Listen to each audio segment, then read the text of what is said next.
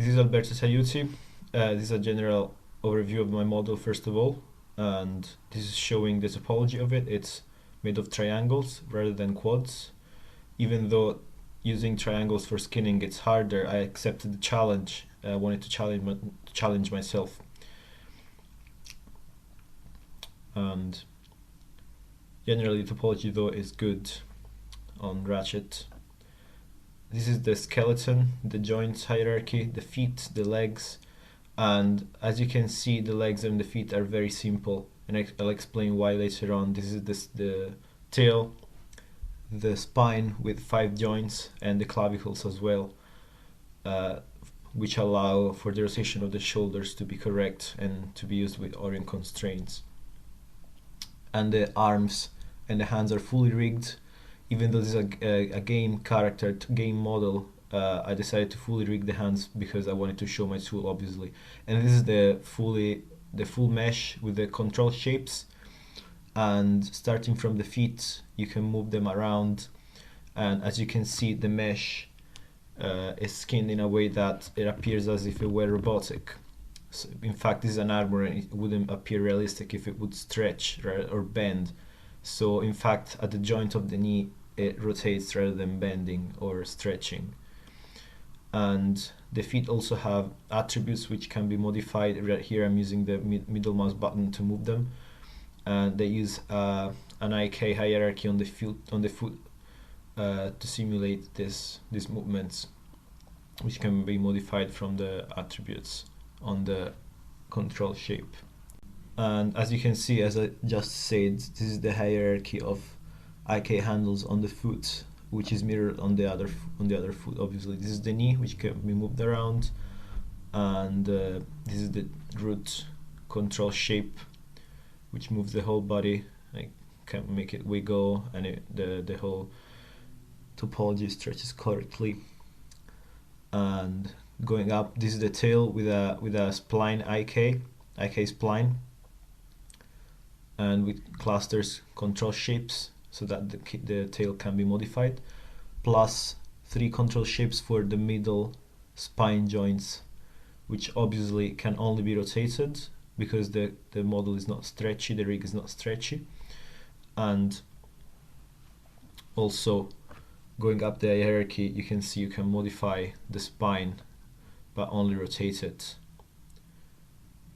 This is the other control shape. And on the front, this is the top of the spine, which carries the armor around. So I skinned with almost 1 value on the armor, so that when you move the top of the spine, it goes with it. And this is the shoulders, one of the shoulders, and the skinning is quite good, I have to say, on them, even though it doesn't use blend shapes. And this is one of the other Orion constraints.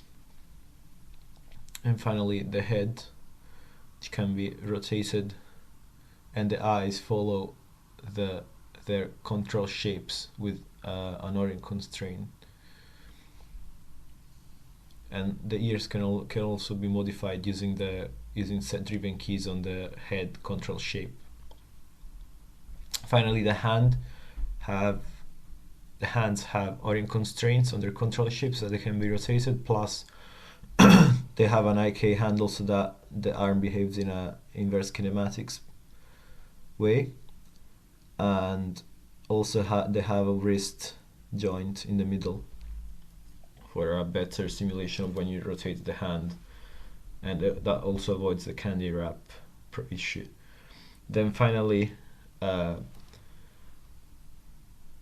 set-driven keys on the hand, which allow for fingers to be moved by using the attributes on the control shape.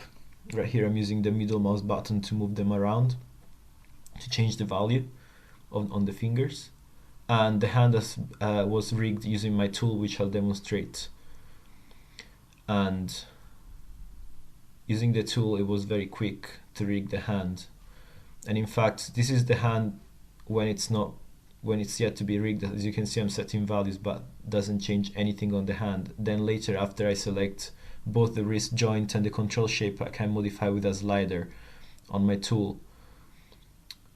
the value so that I can set it. So you set the value with the tool, then you set it for each different part of the hand that need to be separated from the others.